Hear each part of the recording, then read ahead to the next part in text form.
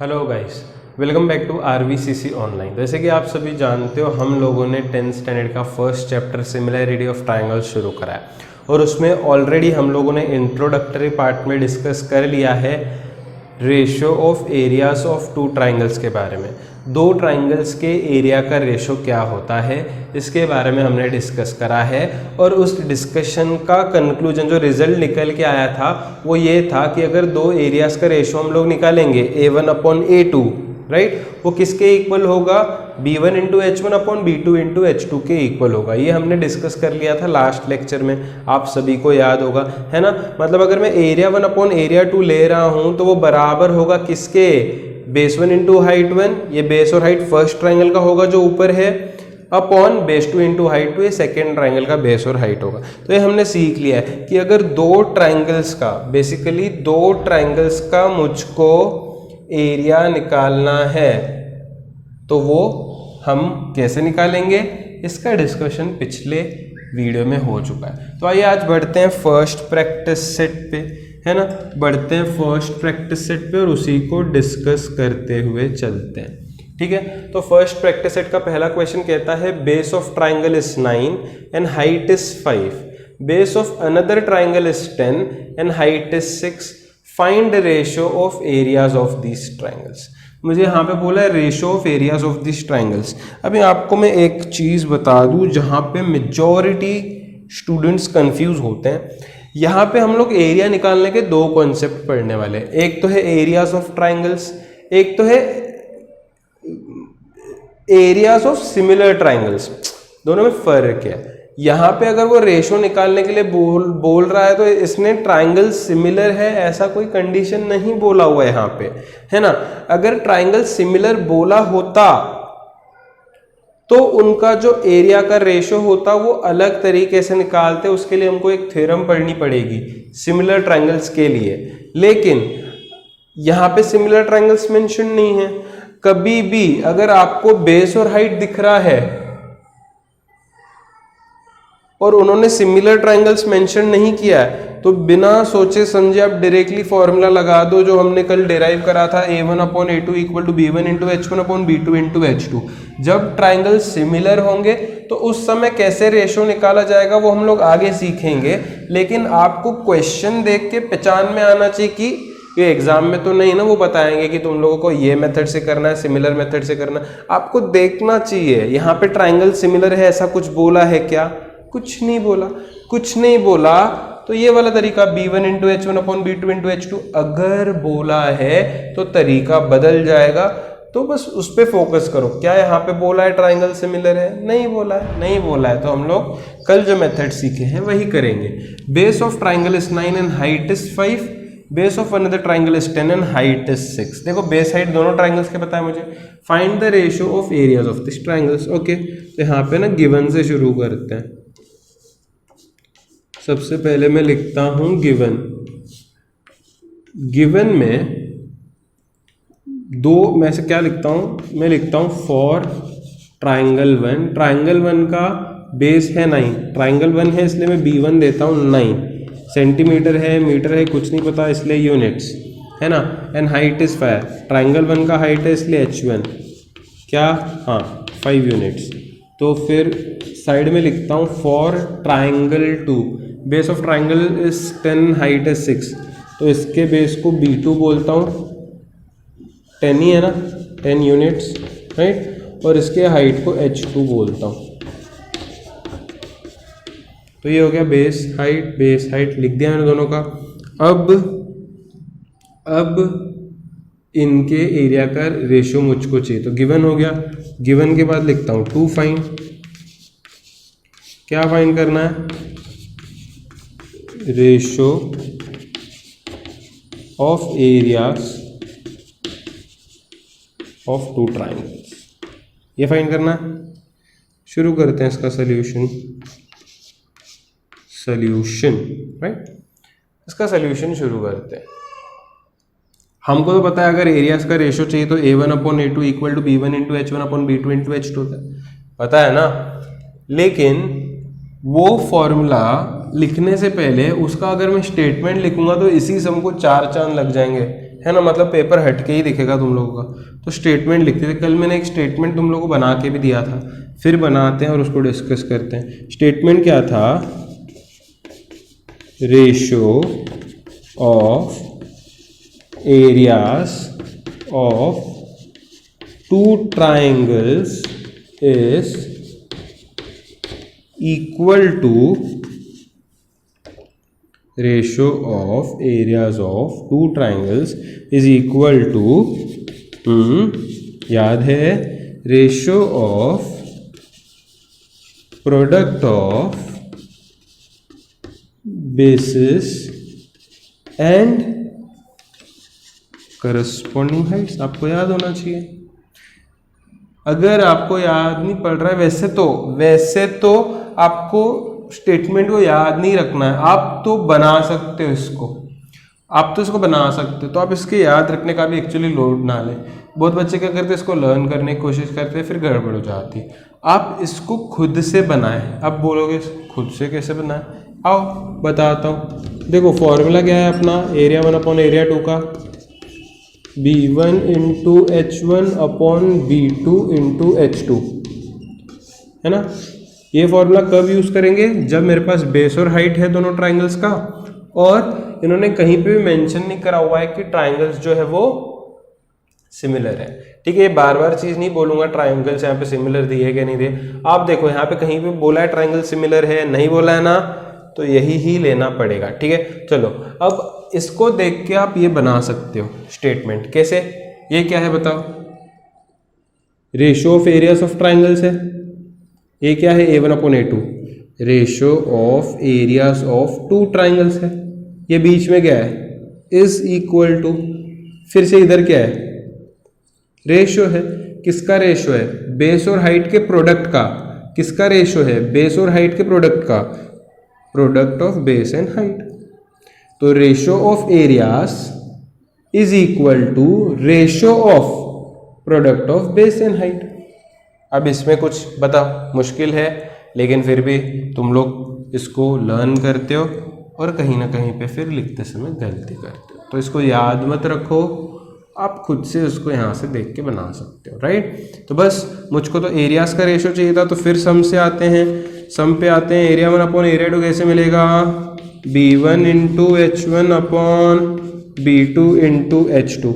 बताओ B1 कितना, base 1 कितना 9, हाइट 1 कितना 5, बेस 2 कितना 10, हाइट 2 कितना 6, 5 1 ज़ा 5 2 ज़ा 3 3 ज़ा 3 2 ज़ा, तो ऊपर रह जाएगा 3, नीचे रह जाएगा 2 इंटू 2 दैट इज 4।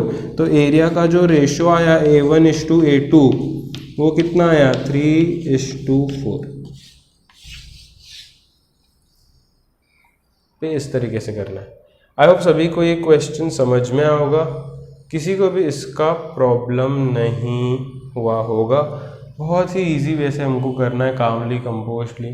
ठीक है, बेस और हाइट दिया, ये लगा दो, है ना। अगले क्वेश्चन पे बढ़ते हैं। इन द फिगर, ये डायग्राम है, BC is perpendicular to AB। आप देख सकते हो ये BC जो है ये AB को परपेंडिकुलर है, AD is perpendicular to AB। AD जो है वो परपेंडिकुलर है AB को। BC इज 4, ये BC कितना दे रखा है इन्होंने 4, AD इज 8, AD कितना दे रखा है इन्होंने 8। Then find area of ABC, ABC का एरिया अपॉन ADB का एरिया, ADB का एरिया मतलब एक ट्राइंगल का एरिया अपॉन मतलब रेशियो दूसरे ट्राइंगल का एरिया, मतलब मुझे ratio of area of triangles ही चाहिए यहाँ पे। बस इन्होंने क्या करा हुआ है, मुझे नाम दे दिए ट्राइंगल्स के, है ना। है तो ये फ्रैक्शन, है तो ये रेशियो, किसका रेशियो है, ट्राइंगल के एरिया का। तो मुझे एरिया का रेशियो ही निकालना है। क्या कहीं पे भी ट्राइंगल सिमिलर ऐसे बोला है, नहीं बोला है, मतलब ये वाला तरीका यूज करेंगे, B1 into H1 upon B2 into H2। सबसे पहले गिवन लिखते हैं, सबसे पहले गिवन लिखते हैं। आइए शुरू करते गिवन लिखना। तो गिवन में इन्होंने सबसे पहले बोला है BC परपेंडिकुलर टू AB। मैं लिखता हूँ BC is perpendicular to AB। ये एक चीज़ गिवन में है। और दूसरी चीज़ क्या है, हाँ दूसरी चीज़ है AD is also perpendicular to AB, ये है। बोलो और कुछ है। BC कितना है, एग्जैक्टली BC कितना है 4, आपको नहीं पता यूनिट्स चाहते हो लिख दो। और दूसरा AD कितना है 8, AD कितना है 8 यूनिट्स, लिख दिया गिवन। एक बार मेरा गिवन हो गया तो मैं लिखूंगा 2 फाइंड। चलो बता फाइंड क्या करना है मुझको, हाँ बता सकते हो ना, यही तो फाइंड करना है एरियाज का रेशियो। तो एरिया ऑफ ट्राइंगल ऊपर इन्होंने दे रखा है ABC अपॉन नीचे इन्होंने दे रखा है ADB। तो आइए शुरू करते हैं सॉल्यूशन। बहुत ही सिंपल है, फिर से क्योंकि मुझे एरिया का रेशियो चाहिए तो वो स्टेटमेंट बनाते हैं। हाँ कोशिश करो, बनाने आ रहा है क्या तुम लोग, कोशिश करो। ये क्या है, हाँ ये है ratio of areas of 2 triangles. ये क्या है, हाँ इज इक्वल टू, ये तरफ क्या है फिर से रेशो है, इक्वल टू रेशो ऑफ, किसका रेशो, बेस और हाइट के प्रोडक्ट का, ratio of product of bases and corresponding Heights. देखो बना लिया ना तुम लोगों ने भी खुद से।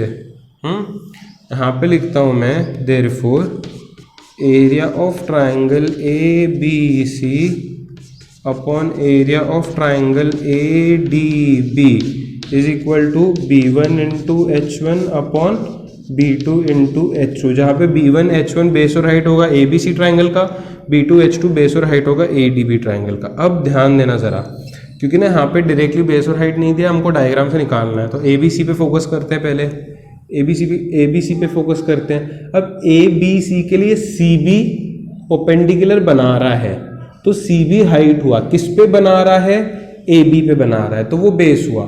CB बना रहा है तो हाइट, किस पे बना रहा है, AB पे, तो वो बेस।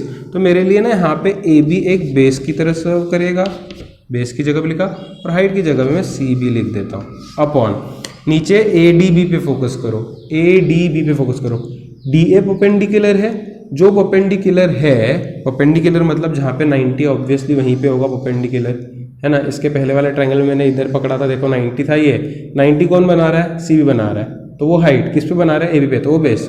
अभी यहाँ पे देखो 90 कौन बना रहा है, DA, तो वो हाइट किस पे बना रहा है, AB पे ही बना रहा है, तो वो बेस, AB बेस।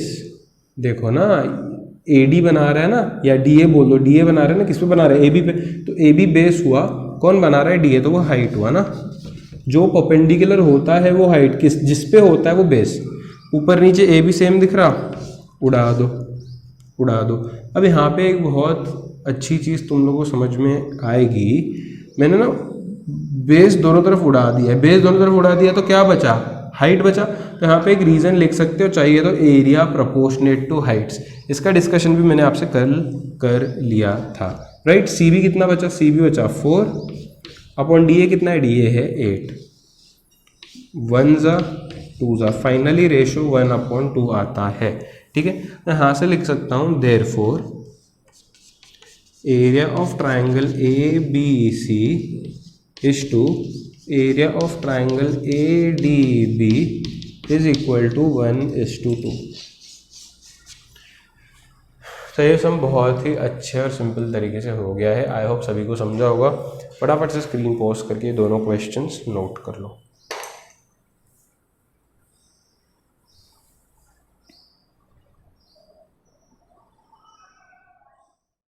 आइए तो बढ़ते हैं आगे वाले दो क्वेश्चंस पे। ये दोनों क्वेश्चंस काफ़ी इंटरेस्टिंग हैं और काफ़ी अलग भी हैं। यहाँ पे बहुत बच्चे कंफ्यूज हो सकते हैं, इसलिए थोड़ा सा ज़्यादा ध्यान देना इन क्वेश्चंस पे। तो बोला इन द एडजॉइनिंग फिगर, यहाँ पे डायग्राम है, PS is perpendicular to RQ। क्या बोला है कि ये जो PS है ये RQ को परपेंडिकुलर है, RQ को परपेंडिकुलर है। QT is perpendicular to PR, QT जो है वो PR को परपेंडिकुलर है।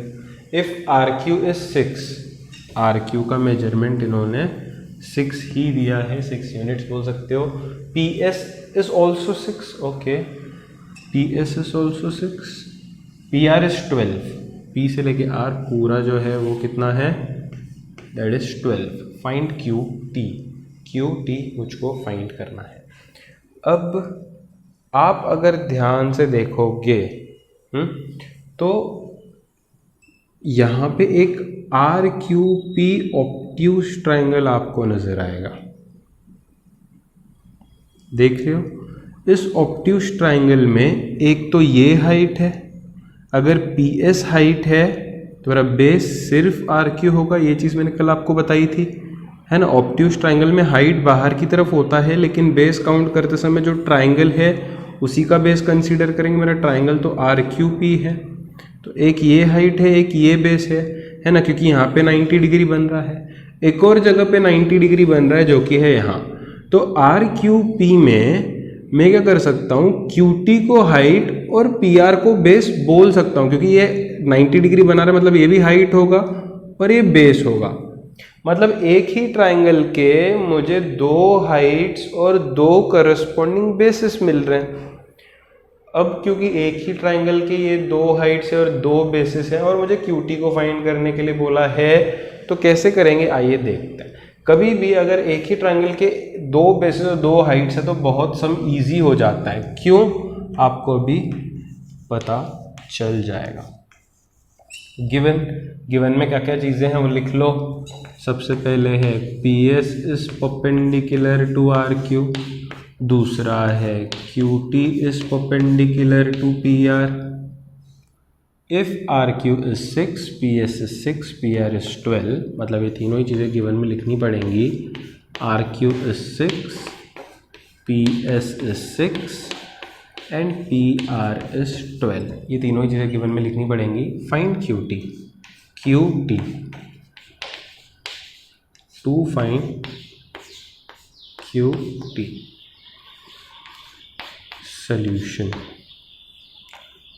अगर कभी भी एक ही ट्राइंगल के दो बेसिस और दो हाइट्स हैं तो उनको सॉल्व करने के न्यूमरस वेज होते हैं, जिनमें से मैं आपको एक तरीका सिखा रहा हूँ जो सबसे इजी होता है। आप क्या करो, क्योंकि यहाँ पे एक ही ट्राइंगल के दो बेसिस दो हाइट है ना, वैसे मैं क्या करता था, दो अलग अलग ट्राइंगल के रेशो लेता था एरिया के। अभी मैं एक ही ट्राइंगल के रेशो लूँगा, है ना। वैसे मैं क्या करता था, ट्राइंगल 1 अपॉन ट्राइंगल 2 करके base into height upon base into height करता था। अभी मैं क्या करूँगा, ट्राइंगल अपॉन सेम ट्राइंगल लूँगा, लेकिन उसके बेसिस और हाइट्स जो है वो अलग अलग हैं। दो बेसिस और दो हाइट्स है ना इसमें, वो बेसिस और हाइट्स अलग अलग करके लूँगा, तो मेरा सम बहुत ही ईजी वे में हो जाएगा, है ना। तो यहाँ से आपको चाहिए तो आप बेसिस हाइट अलग अलग निकाल के भी कर सकते हो, डायरेक्टली आप सीधे रेशो पे भी जा सकते हो। मैं आपको अलग अलग करके दिखा रहा हूँ। इसका रीज़न क्या है कि कुछ बच्चों को उसमें अच्छे समझ आएगा, कुछ बच्चे डायरेक्ट भी कर सकते हैं, और भी तरीके होते हैं इसको करने के। सबसे पहले मैं क्या लिखता हूँ, P S is perpendicular to R Q, P S is perpendicular to R Q. अब मैं निकालता हूँ एरिया ऑफ ट्राइंगल, ट्राइंगल का नाम है पी क्यू आर, देख रहे हो, ट्राइंगल का नाम है पी क्यू आर। थोड़ा सा डायरेक्ट होने वाला है, ध्यान देना। फॉर्मूला है हाफ, देखो मैंने पूरा स्ट्रक्चर आपको तैयार करके दिखा रहा हूँ। हाफ पी क्यू आर में मैंने पी एस परपेंडिकुलर माना है आर क्यू को, तो हाफ ये मेरा हाइट और मेरा R Q base, R S नहीं होगा क्योंकि मेरा ट्राइंगल तो पी क्यू आर है ना, तो उसका बेस आर क्यू होगा, तो half into base R Q into height P S, ये मेरा हो जाएगा, है ना। दूसरा मुझको यहाँ पे लिख दो, ये चीज़ गिवन में थी। दूसरा मेरे को क्या बोला है, Q T is perpendicular to P R. अगर क्यू टी परपेंडिकुलर है पी आर को, तो क्यू टी हाइट होगा, पी आर बेस होगा, है ना। जो 90 डिग्री बनाता है वो हाइट, जिस पे बनाता है वो बेस। काफ़ी बार बोला है, ट्राइंगल तो अभी भी पी क्यू आर ही है, ट्राइंगल तो अभी भी पी क्यू आर ही है, खाली उसका बेस अब पी आर हो चुका है, हाइट अब क्यू टी हो चुका है। तो ये भी चीज़ गिवन थी, ये भी चीज़ गिवन थी। अब क्योंकि मेरे पास एक ही ट्राइंगल है और दूसरा भी वही ट्राइंगल है, तो मैं वो ट्राइंगल के रेशो उसी ट्राइंगल के एरिया से लूँगा, है ना। अब देखो, नाउ सम खत्म, now area of triangle P Q R upon area of triangle P Q are. वैसे दो अलग अलग ट्राइंगल्स होते हैं ना, यहाँ पे सेम ही ट्राइंगल्स हैं, अलग अलग बेसिस और हाइट्स हैं, है ना। तो बस ये होगा, ये half into R Q into P S upon, दूसरे बार क्या मिला था, half into P R into Q T. बताओ हाफ को उड़ाएगा ना, और area of P Q R upon area of P Q R एक दूसरे को उड़ाएगा ना। अगर इन्होंने एक दूसरे को उड़ाया मतलब यहाँ का रेशो 1/1 हुआ, 0 नहीं होता है। हाँ, 0 लिख दोगे तो वहीं गेम हो जाएगा। जब रेशो सिंपलेस्ट फॉर्म में डिवाइड होता है ऊपर नीचे तो 1/1 बचता है। इक्वल टू क्या है, आर क्यू कितना है 6 इंटू क्या है पी एस कितना है 6 अपॉन पी आर कितना है यस 12 इंटू क्यू टी तो मेरे को ढूंढना है ना। अब यहाँ से आप बहुत ही सिंपल तरीके से कर सकते हो, 6 1 ज़ा 6 2 ज़ा 2 1 ज़ा 2 3 ज़ा। यहाँ पे फाइनली मेरे पास क्या आता है 1/1 इक्वल टू ऊपर बचता है 3, नीचे बचता है क्यू टी। क्रॉस मल्टीप्लिकेशन कर लो, क्यू टी 1 के पास आएगा तो क्यू टी ही 1 से फ़र्क नहीं पड़ता है, 1 इंटू 3 फ़र्क नहीं पड़ता है। तो क्यू टी कितना आया 3 यूनिट्स, क्योंकि क्वेश्चन में यूनिट्स मेंशन नहीं है। तो ये ऐसा होगा। आई होप किसी को भी दिक्कत नहीं होगी इस क्वेश्चन में।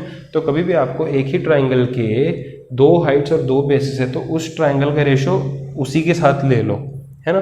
बस लेते समय बेसिस और हाइट्स अलग अलग लेना, तो आपको आपका फाइनल आंसर मिल जाएगा। अब बढ़ते हैं फोर्थ क्वेश्चन पे। थोड़ा सा ट्रिकी क्वेश्चन है ये फोर्थ, है ना, तो आपको ध्यान देना पड़ेगा। इस क्वेश्चन को समझाने से पहले एक चीज़ मैं थोड़ी सी डिस्कस करना चाहता हूँ। अगर मैंने दो parallel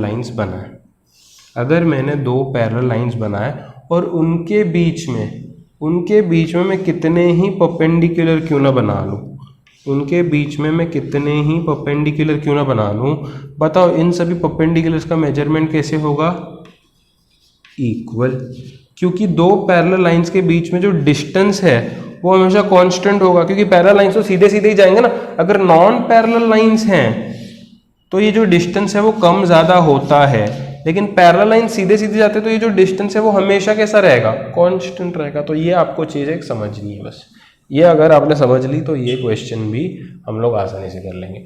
in the figure A P is perpendicular to B C, A P जो है वो बी सी को परपेंडिकुलर है। क्वेश्चन कहता है A D is parallel to B C, A D और बी सी भी पैरेलल है। Find area of A B C is to area of B C D, A B C का area और B C D का area चाहिए। अब मेरे को बताओ बी सी डी एक ऑब्ट्यूज ट्रायंगल है ना, तो उसका हाइट अगर आप यहाँ से बनाओगे तो बाहर की तरफ बनेगा। कंस्ट्रक्शन कर लो उसका हाइट बाहर की तरफ कंस्ट्रक्ट कर लो, उसको नाम अपने मर्जी से दे दो जो आपको पसंद है। मैं देता हूँ एम, क्योंकि मेरा सरनेम है एम से, ठीक है। आप दे दो अपने मर्जी से, है ना। तो यहाँ पे मैं लिखता हूँ गिवन, बहुत ही एक्चुअली क्वेश्चन सिंपल है, थोड़ा सा ट्रिकी है, बस ध्यान दो। गिवन में मैं क्या लिख सकता हूँ कि A P is perpendicular to B C, also A D is parallel to B C, है ना। मुझको क्या फाइंड करना है, मुझको फाइंड करना है area of triangle A B C is to area of triangle, जगह ही नहीं बचा यार, नीचे लिखता हूँ बी सी डी। ये तो आप लिख ही लोगे, ये तो गिवन मतलब क्वेश्चन में ही है कि ये फाइंड करना है। इसके लिए मैंने छोटा सा कंस्ट्रक्शन करा, मैंने कंस्ट्रक्शन इन डी एम बनाया है perpendicular to line B C को, या बी सी को बोल दो, है ना। बी सी पे डी एम परपेंडिकुलर है। कंस्ट्रक्शन में क्या बनाया है, D M perpendicular to B C. चलो शुरू करते हैं सॉल्यूशन। देखो, समझो और करो। सबसे पहले इन्होंने क्या बोला है, इन्होंने बोला है A D is parallel to B C. ये कहाँ से आया, गिवन है कि ए डी और बी सी पैरेलल है। उसके बाद ए पी बी सी को परपेंडिकुलर है, डी एम बी सी को परपेंडिकुलर है। उसके बाद मैं लिखता हूँ A P is perpendicular to B C, given है, और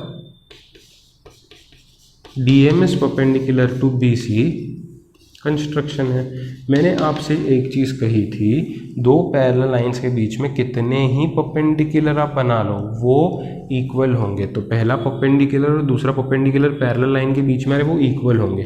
मैं लिखता हूँ A P is equal to D M, perpendiculars between two parallel lines are equal in length.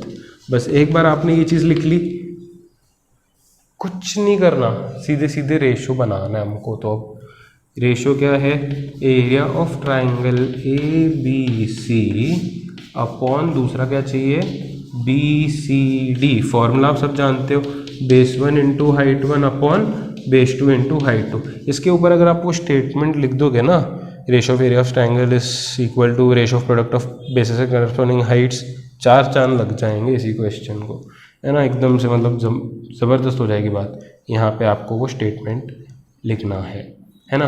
तो ए बी सी का बेस और हाइट, ए बी सी देख रहे हो, ये परपेंडिकुलर है, तो ये हाइट है किस पे है, बी सी पे है, तो वो बेस है, बेस है बी सी, हाइट है ए पी अपॉन दूसरा ट्राइंगल कौन सा है, B C D. B C D obtuse triangle है, ऑब्ट्यूज ट्राइंगल का हाइट बाहर की तरफ है डीएम, अगर हाइट डीएम है तो बेस उसका बी सी होगा ना। बी सी डी ट्राइंगल है ना, बी एम मत लिख देना, ट्राइंगल कौन सा है, बी सी डी, तो बेस बी सी होगा, हाइट डी एम होगा, B C into D M. समझ रहे हो, समझ रहे हो कि नहीं, हो गया काम।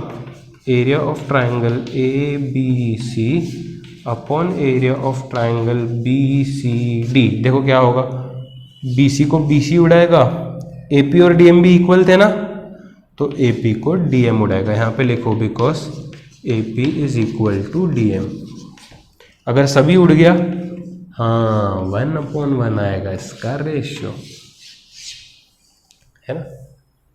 समझ में आ, क्लियर है ना, तो नोट कर लो इसको।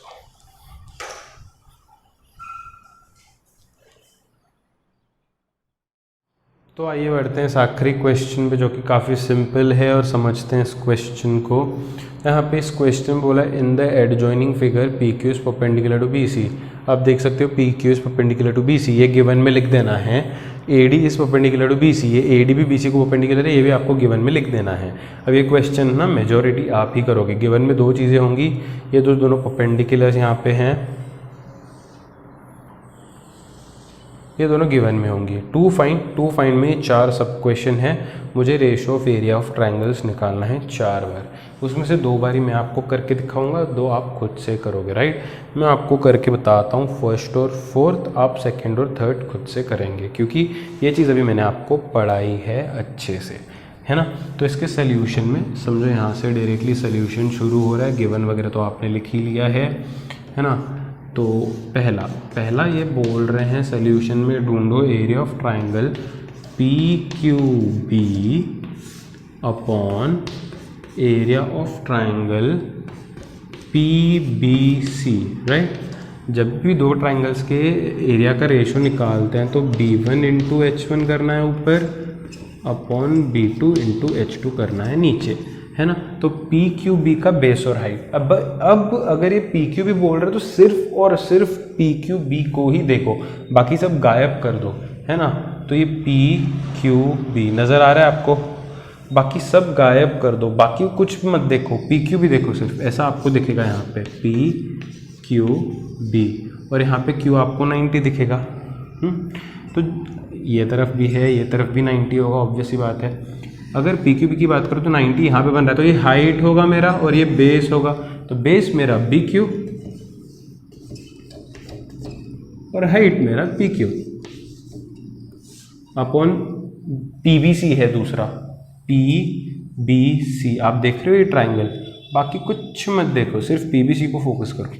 तो अगर आप पी बी सी को फोकस करोगे ना, तो आपको ऐसे एक बड़ा ट्राइंगल दिखेगा, यहाँ पे पी, ये बी और ये सी, यहाँ पे से आपको क्यू बोल के परपेंडिकुलर दिखेगा। देखो पी बी सी देख रहे हो, तो पी बी सी का ये हाइट होगा, पी बी सी का ये हाइट होगा, 90 डिग्री परपेंडिकुलर बन रहा है, किस पे बन रहा है, पी बी सी में बी सी पे बन रहा है, तो B C base P Q height.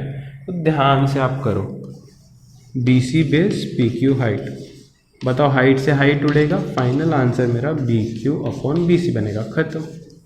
अब यहाँ पे तो लकीली कैंसिल हुआ, ज़रूरी नहीं है हर बार कैंसिल हो, अगर कैंसिल नहीं हो तो मेरा आंसर इतना ही होगा, ठीक है। बस फर्स्ट वाला मैंने करा, अब फोर्थ वाला मैं करूँगा। फोर्थ क्या है, area of triangle A D C upon area of triangle P Q C.